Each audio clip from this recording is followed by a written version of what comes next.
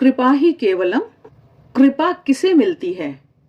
शरणागत भक्त और कृपा और मुझसे बुरा न कोई शीर्षक के अंतर्गत प्रस्तुत किए गए महाराज के विचारों को सुनेंगे। कृपा ही केवलम भगवान की अद्भुत स्वचालित व्यवस्था है।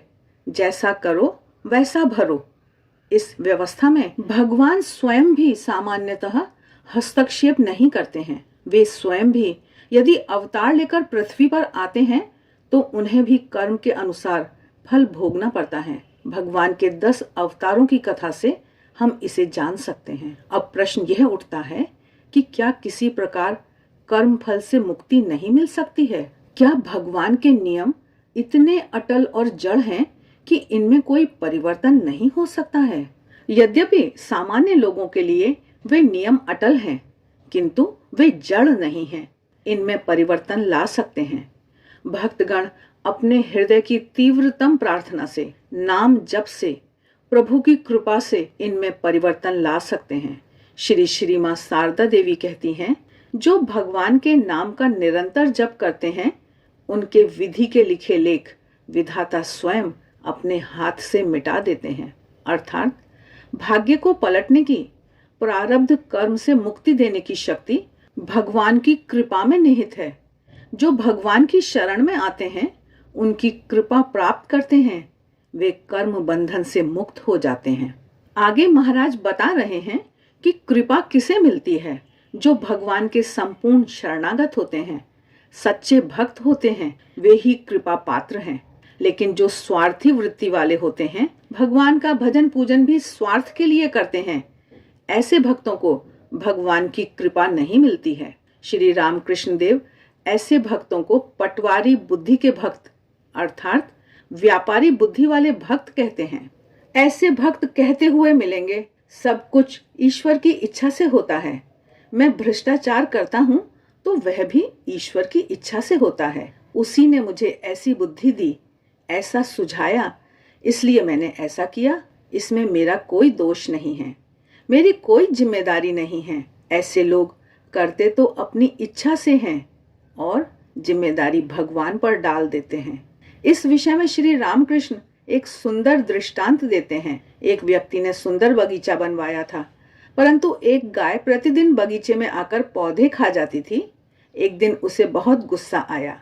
जैसे ही उसे गाय दिखाई दी, उसने एक लकड़ी उठाकर गाय को मारी। गाय मर गई। इसके कारण उसे गौ हत्या का पाप लगा।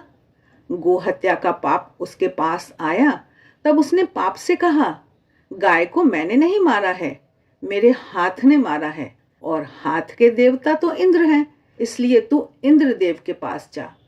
गौ हत्या का पाप इंद्रदेव के पास पहुंचा। इंद्र ने सभी बातें सुनी।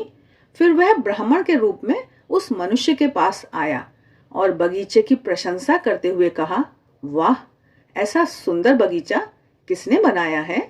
मैंने बनाया है, उस व्यक्ति ने कहा। इतने सुंदर वृक्ष किसने लगाए हैं? मैंने लगाए हैं, उसने अभिमान से पुनः कहा।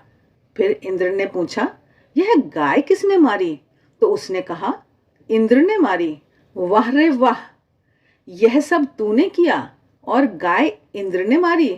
ले, यह तेरा गो हत्या का पाप।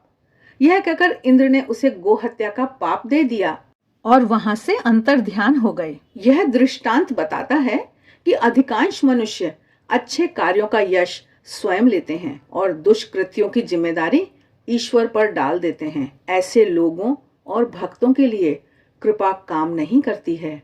उनको तो कर्मों के फल भोगने ही पड़ते हैं। आगे महाराज शरणागत भक्त और कृपा विषय पर अपने विचार प्रकट करते हुए बता रहे हैं कि जो भगवान पर संपूर्ण रूप से निर्भर होते हैं, ऐसे शरणागत भक्तों के लिए भगवान की कृपा निरंतर बहती रहती है। ऐसे भक्त कभी यह सोचते ही नहीं हैं, पाप करें तो उसका दायित्व मेरा नहीं भगवान का है। उनके मन में पाप का विचार भी नहीं आता है। जैसे कुशल नर्तक के पैर कभी बेताल नहीं पड़ते, वैसे ही भगवान के अधीन भक्त की चेतना भगवान के साथ एकाकार होने से वह कभी दुराचरण नहीं करता है। वह जीवन के सभी सुख दुख को भगवान का प्रसाद मानकर उसे आनंद से स्वीकार करता है। नरसिंह मेहता के जीवन में अनेक दुख आए। इकलौता पुत्र मर गया, भक्तिमती सती साध्वी पत्नी की मृत्यु हो गई, तब भी जरा भी विचलित हुए बिना या भगवान से शिकायत किए बिना उन्होंने गाया, जिसका अर्थ है, अच्छा हुआ जंजाल छूट गया, अब सुखपूर्वक गोपाल का भजन करूंगा। संपूर्ण शरणागत भक्तों की ऐसी भावना होती है, उनमें ऐसी अटूट श्रद्धा होती है कि भगवान जो कुछ करते हैं वह मंगलमय ही होता है। इसलिए दुख में भी उन्हें भगवान की कृपा का अनुभव होता है। सामान्य लोगों को जो दुख रूप लगता है वह भक्तों को नहीं लगता है। प्रहलाद, सुधनवा, नरसिंह मेहता, मीराबाई, सूरदास आदि भक्तों को सामान्य लोगों की दृष्टि से कितना अधिक दुख था, परंतु भगवान के संपूर्ण शरणागत होने से उन्हें कोई दुख नहीं लगता था। वे भगवान की इच्छा मानकर सभी दुख स्वीकार कर लेते थे। ऐसे भक्तों का सारा योगक्षेम भगवान वहन करते हैं। उनके लिए ही कृपा का मार्ग खुल जाता है। भगवान की कृपा अनेक जन्मों के बंधनों को एक ही जन्म में काट देती है। इस भगवत कृपा के नियम के कारण ही दुष्ट से दुष्ट, पापी से पापी और अधम से अधम व्यक्ति के लिए दिव्यता के द्वार खुले रहते हैं। मानव को कृपा पात्र बनने के लिए सतत प्रयत्न करना चाहिए। आइए अब महाराज के मुझसा बुरा न कोई विषय पर विचार सुनते हैं। महाराज कह रहे हैं, यदि हम अपने जीवन का निरीक्षण करें तो पाएंगे कि हमारी मानसिक अशांति का कारण दूसरों के दोष देखने की आदत है। अधिकांश लोगों का स्वभाव दूसरों में दोष निकालने का होता है। जो सदा दूसरों के दोष देखते रहते हैं उनका स्वयं का जीवन दोषपूर्ण हो जाता है, क्योंकि दूसरों की भूलों को, दोषों को सतत देखते देखते, उनका ध्यान करते करते, दूसरों से उनकी सरस चर्चा करते हुए उनका मन निरंतर उन दोषों में ही मग्न रहता है। इसलिए वे दोष उनकी चेतना में संक्रमित हो जाते हैं, चले जाते हैं। श्रीमद् भागवत में कहा है, याति तत् स्वरूपताम, अर्थात मनुष्य जिसका ध्यान करता है, चिंतन करता है, वह वैसा ही बन जाता है। दूसरों के दोषों का ध्यान करने वाला वैसा ही दोषी बन जाता है। इससे वह अपने मन की शांति तो खोता ही है, साथ ही दूसरों की शांति भी हर लेता है। जैसे उसे तो कुछ आता नहीं है, केवल बड़ी बड़ी बातें करता है, वह तो बहुत कंजूस है, उसके तो खाने के दांत अलग और दिखाने के अलग हैं, क्या मैं उसे नहीं जानता? काम कुछ करना नहीं और प्रदर्शन ऐसा करना कि मुझे सब कुछ आता है। ऐसे दोषारोपण घर, बाहर, ऑफिस, बैंक, समाज में लगभग प्रत्येक स्थान पर होते ही रहते हैं। जहां दृष्टि ही दूसरों के दोष देखने वाली हो गई हो, वहां किसी का कुछ अच्छा नहीं दिखता है। यदि मनुष्य अपने समय का विश्लेषण करे तो उसके फुर्सत के समय का अधिकांश भाग दोष दर्शन में ही बीत जाता है। जहां मन दूसरों के दोषों से भरा हुआ हो, ऐसे मन में शांति कहां से आएगी? शांति को आने के लिए स्थान तो चाहिए ना।